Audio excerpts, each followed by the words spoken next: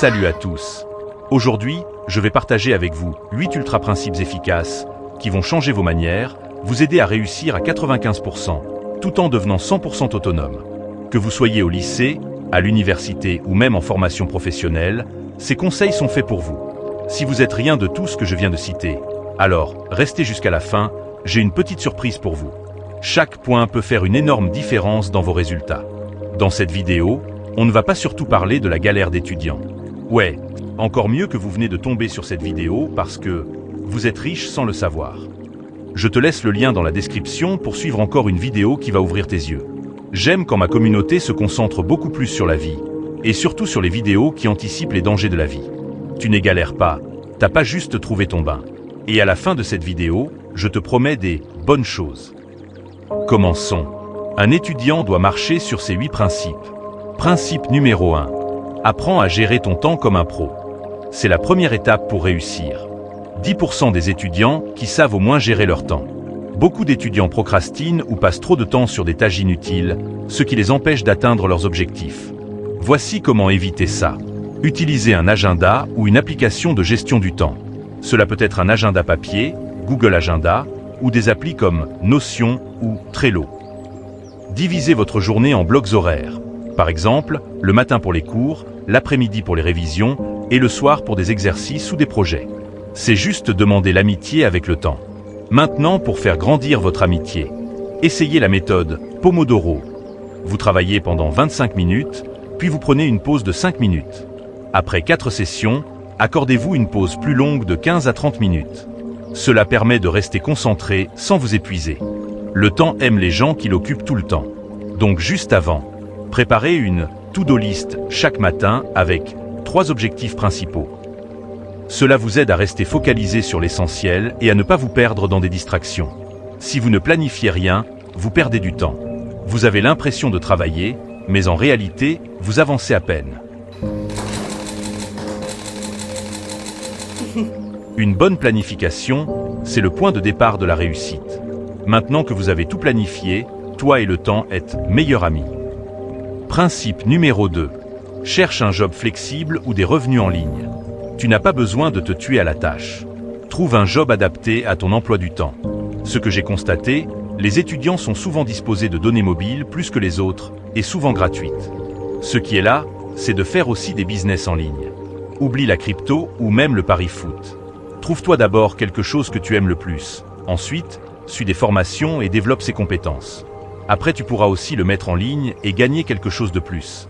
Par exemple, un boulot à temps partiel, des missions en freelancing ou même du tutorat.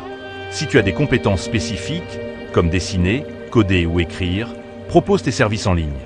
Mon conseil, inscris-toi sur des sites comme Fiverr ou Upwork ou cherche des jobs étudiants près de chez toi. T'inquiète, tu me remercieras plus tard, mais il faut chercher de l'argent ici. Principe numéro 3. Fixer des objectifs clairs et réalisables. Pour être efficace, il faut savoir où vous allez. Beaucoup d'étudiants se sentent perdus parce qu'ils n'ont pas d'objectifs précis. Commencez par définir des objectifs SMART, S comme spécifique, M comme mesurable, A comme atteignable, R comme réaliste et T comme temporel. Je m'explique. Spécifique. Par exemple, je veux améliorer ma note en maths de 10 points. Tu te fixes un point particulier.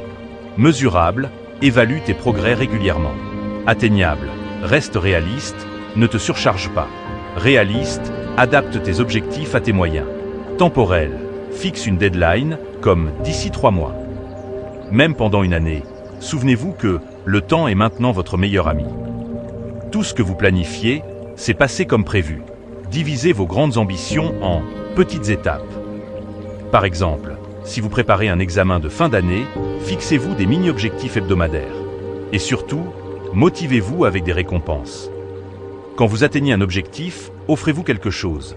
Une sortie, répétition à la paroisse avec vos membres, un film ou même une pause supplémentaire. Chaque chose a son temps oui. Avoir des objectifs clairs vous donne une direction. Chaque petite victoire vous rapproche de votre but final et cela renforce votre confiance en vous.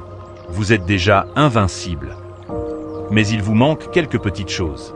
Principe numéro 4. Créez un environnement de travail motivant.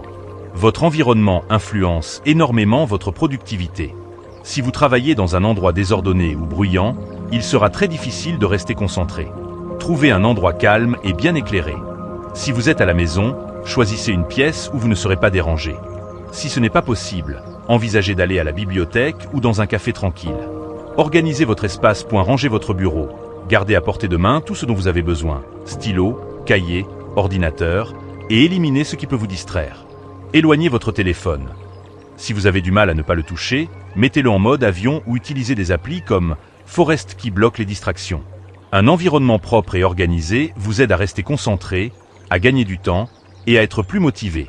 Quand tu es entouré des bonnes personnes, tu vas développer la mentalité de motivation. Le mental joue un rôle énorme dans la réussite. Si vous croyez en vous, vous serez capable d'aller beaucoup plus loin. Acceptez les erreurs. Elles font partie du processus d'apprentissage. Chaque erreur est une opportunité de progresser. Répétez des affirmations positives. Par exemple, dites-vous chaque matin « Je suis capable, je vais réussir ». On va en parler un peu plus, mais je ne sais pas quand. Une mentalité positive vous donne la force de persévérer, même quand c'est difficile. Principe numéro 5. Apprenez à mémoriser efficacement. Qui allait croire que ça viendrait ici comme conseil? Même si vous travaillez beaucoup, si vous ne mémorisez pas bien, vos efforts risquent d'être inutiles. Voici quelques techniques qui marchent vraiment. Faites des fiches de révision. Résumez vos cours en mots-clés, schémas ou tableaux. Cela rend l'information plus facile à retenir. Essayez la répétition espacée. Relisez vos notes régulièrement, à des intervalles précis. Par exemple, révisez un cours un jour après l'avoir appris, puis une semaine après, puis un mois après. Cela ancre l'information dans votre mémoire à long terme. Utilisez la méthode de l'association. Reliez une nouvelle information à quelque chose que vous connaissez déjà. Par exemple, pour retenir une date historique, associez-la à un événement personnel. Mémoriser efficacement vous permet de gagner du temps et d'éviter de tout oublier le jour de l'épreuve. Dans votre vie professionnelle, ça vous permet de rester en affirmation avec vous-même. Je vous donne un secret, ce qui fera ta différence aux autres étudiants. Un seul mot pour changer ta vie. Quand tu te réveilles, dis un mot positif. Puis avant de dormir, répète ce mot. Ce qui est bon, n'importe quel mot fonctionne. Principe numéro 6. Prenez soin de votre santé mentale et physique. C'est un point souvent négligé, mais pourtant essentiel. Si vous êtes fatigué ou stressé, vous ne pourrez pas donner le meilleur de vous-même. Dormez suffisamment. Visez 7 à 8 heures de sommeil par nuit. Le manque de sommeil réduit votre capacité de concentration et affecte votre mémoire. Mangez équilibré. Évitez les aliments trop sucrés qui provoquent des baisses d'énergie. Privilégiez les fruits, légumes, protéines et buvez beaucoup d'eau. Faites de l'exercice. Même 30 minutes de marche par jour peuvent suffire pour booster votre énergie et réduire le stress. Enfin, prenez des moments pour vous détendre. Lisez, regardez une série ou pratiquez la méditation. Si vous négligez votre santé, vous risquez de vous épuiser, ce qui impactera directement vos performances. Principe numéro 7. Utilisez toutes les ressources disponibles.